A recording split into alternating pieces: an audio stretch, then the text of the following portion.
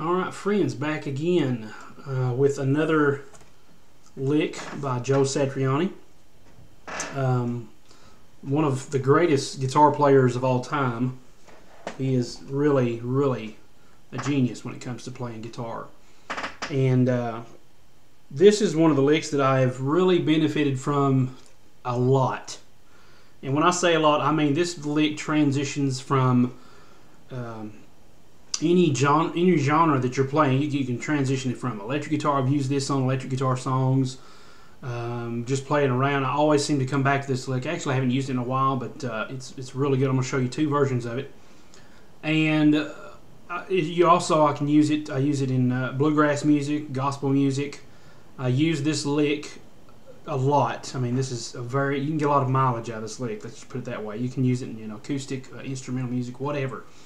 And that is a lick that he plays at the end of a song called Always With You, Always With Me. And he only does it, the only thing I found him do it on is on the Live in San Francisco concert DVD, concert video. That version of it, he does it, and I haven't seen him do it again. And it's an awesome lick. I'm going to play it for you, and I'm also going to do leave a link below to the video where this happens in the time frame.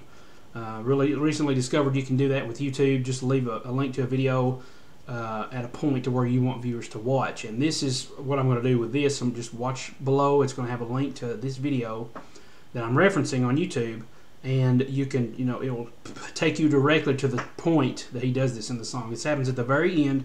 So I'm going to play just a little bit of the song, and then you can hear what's going on at the end at this very cool descending lick. And the song, by the way, is in the key of B. It's in the key of B. So here's what it sounds like.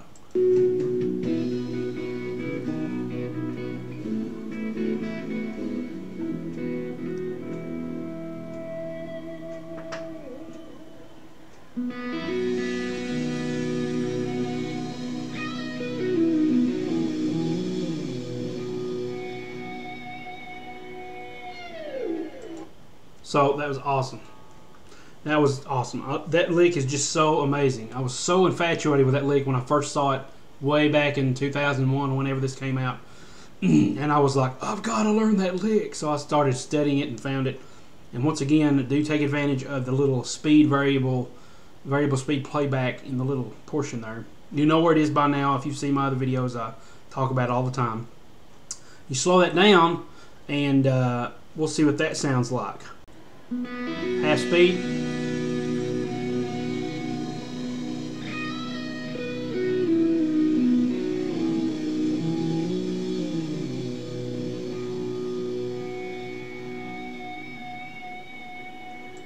Okay, so that's what it sounds like at half speed, and that's the advantage of this. And the cool thing about this video in particular is you can watch his hands. It's got a nice shot of his hands, a nice close-up of his hands. And but the thing is, the camera's kind of wavy, so you can't really see what's going on. So for that, that's where I come in. So I'm going to be doing this for you. So basically, I was going over how you can play this lick and how you slow it down and everything. And like I said, I'll leave a link below to where that happens. So here's where we're going to do this. We're in the key of B. So now, the thing about this is, if you do use this on acoustic, it's kind of hard to do without some kind of reverb, or, it doesn't really hold out as long as you do with a electric guitar, because, for one thing, the pickups are, picking up the strings down here a lot better. And I don't know, the sustain sounds a lot better on an electric guitar. I know you can have pickups and things like that in an acoustic guitar, but for some reason it just sounds smoother, and it sounds a little better on electric guitar. But you can definitely use it on acoustic guitar as well. And my chair is a little squeaky, so you have to, pardon that. See that? Aggravating thing. Anyway, so we're in the key of B, and I'm going to turn sideways here, or a little bit closer to you, and then I'll go sideways when it's time to show you this a little bit better. So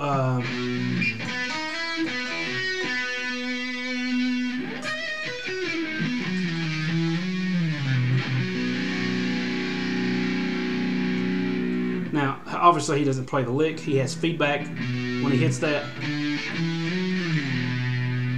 He gets close to the amp and it starts feeding back and it kind of sustains that note. But what we want to do is we want to think, this is kind of like a little major arpeggio type of thing. What we want to do is we want to think of B here. See. So we have, using the cage method, if you're familiar with that at all, we have a B here, and a B here, and a B here, and then we also have a B down here. With the 12th fret is where our ring finger is playing a D chord.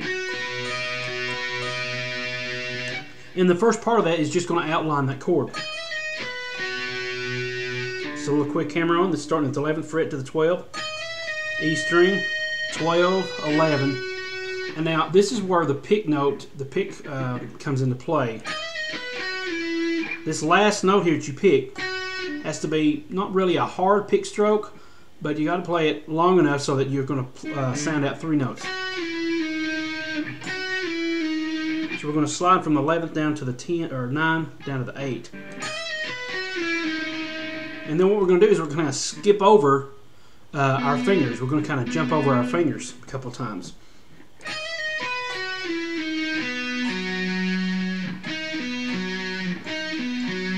Now what I'm thinking of here now is now we're on the, another part of this B chord. Basically he's playing this B major chord with this right here was a suspended note.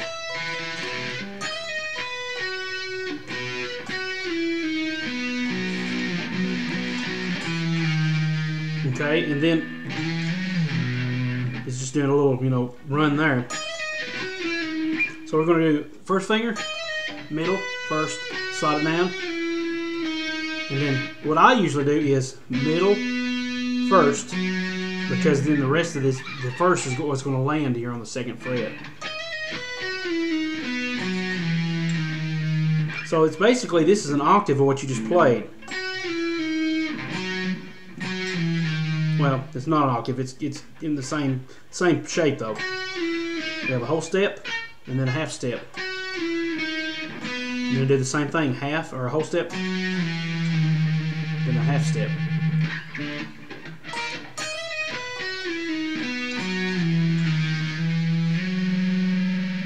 So you're going to come down. And when this is happening, what you want to be doing is muting the rest of these strings. And usually I'm just taking, the last 3 fingers here and muting this, and while this is going on, I'll mute the top with my pick or something so that nothing else is ringing out. So it's very smooth and fluid.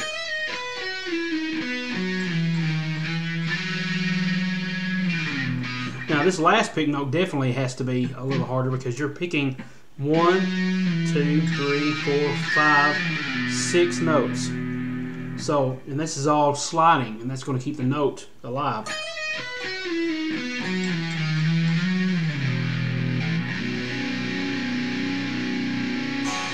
Okay?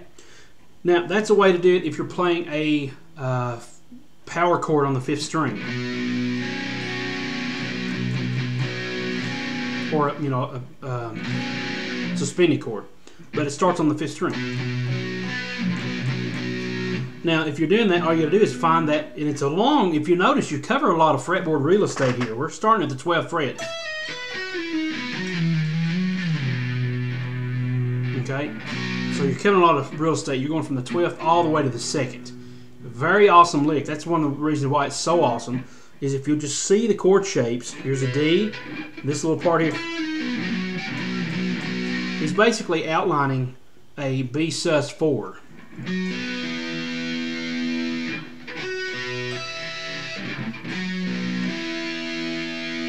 So when we land on this,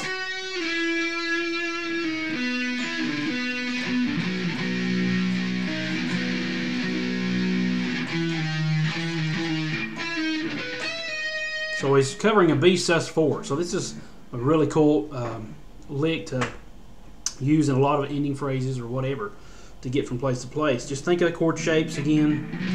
There's a B in the shape, like an F chord or D chord.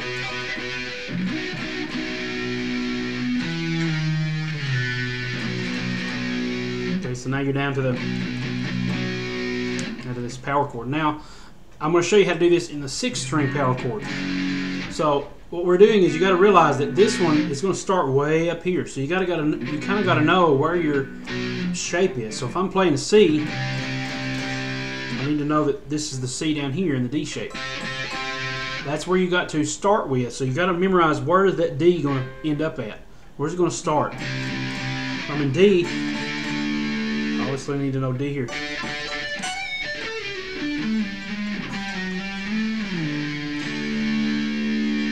Okay, so you got to know where you're going to end, where that note is, and you got to know where you're going to start. Those are probably the two most important parts.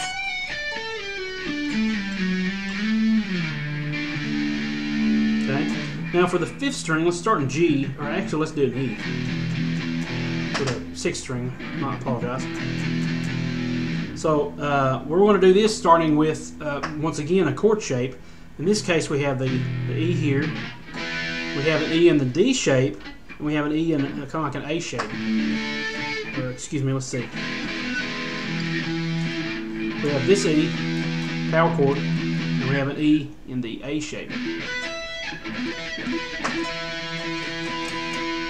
Okay, so we're going to start with the E in the A shape. Once again, this is a long span from here to here. So it's going to start so that it can have all this room to move.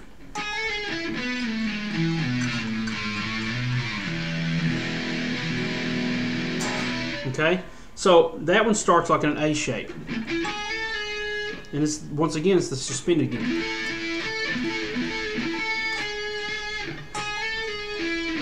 Now this is a little tougher because we have to bar right here. I'm starting at the 9th fret. We have to bar so that we can hit those last 3 strings: the B, the G, and the D. Once again, we're going to have the same shape. We're going to have a whole step and a half step. Go from the 9 to the 7 to 6. And we're going to jump over our middle finger again.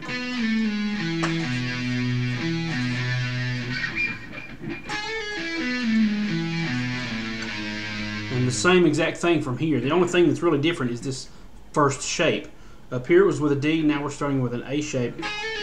And we're doing this bar here. After that, it's the same exact thing.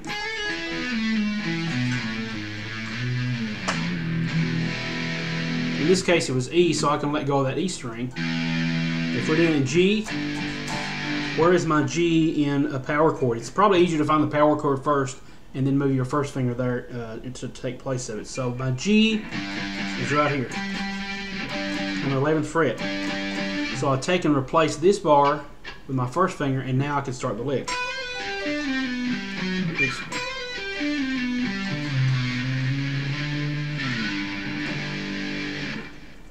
Strings are getting kind of gunky, so they're not easy to slide on.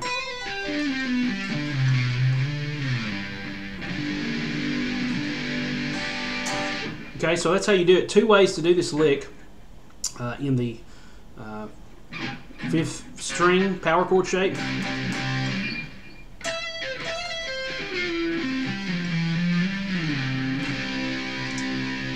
And then in the 6th string shape.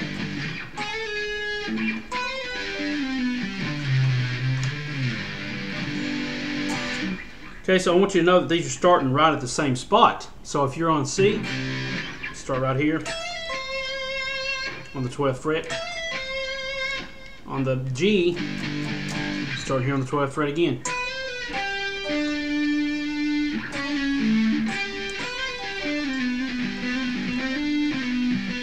Now the cool thing is with these, you can get stuck in a few places, and this is why I'm saying it's a good ending lick, but it's also a good lick to start with somewhere and just play around with it. So if I'm again in the key of B,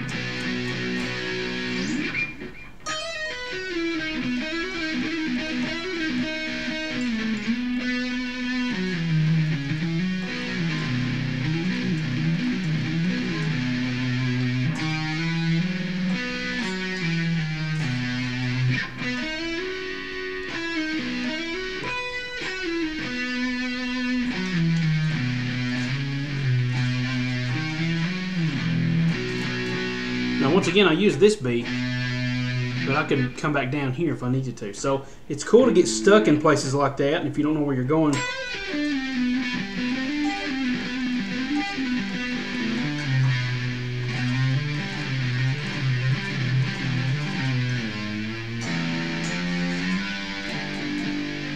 forgot where I started at. But anyway, that's how you use those licks, and I hope you enjoyed those. Once again, I'll leave a link below to the video that I'm referencing. Joe Satriani live in San Francisco, came out about 2001. It's got some really good guitar work on that, and you'll learn a lot that you can implement other places. I mean, like I said, if I had like if I wanted to do like an acoustic sound and with this lick, so here's what acoustic sound. Here's what that would sound like. Let me go ahead and get make sure this isn't floating on top. Go ahead and get my acoustic levels up all the way. Chair's terrible. Okay, so if I wanted to play, you know, acoustic bluegrass stuff.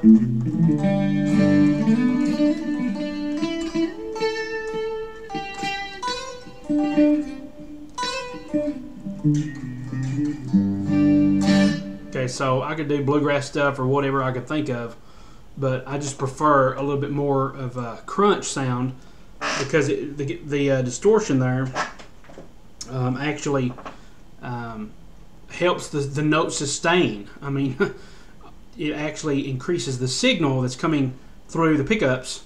It increases that signal so that that string can sustain a lot longer. Okay, so I hope you enjoyed this lesson. I hope you've learned a lot from it, and I hope it is going to help you in some way add this to your repertoire. All right, please check out www.bluegrassguitaressentials.com for all things bluegrass, a brand new course that I'm in the process of finally releasing and getting done. It's almost completed, folks. I'm happy to say about that. Probably another month and a half, 2 months, something like that, and the webisodes will be done. So that's awesome.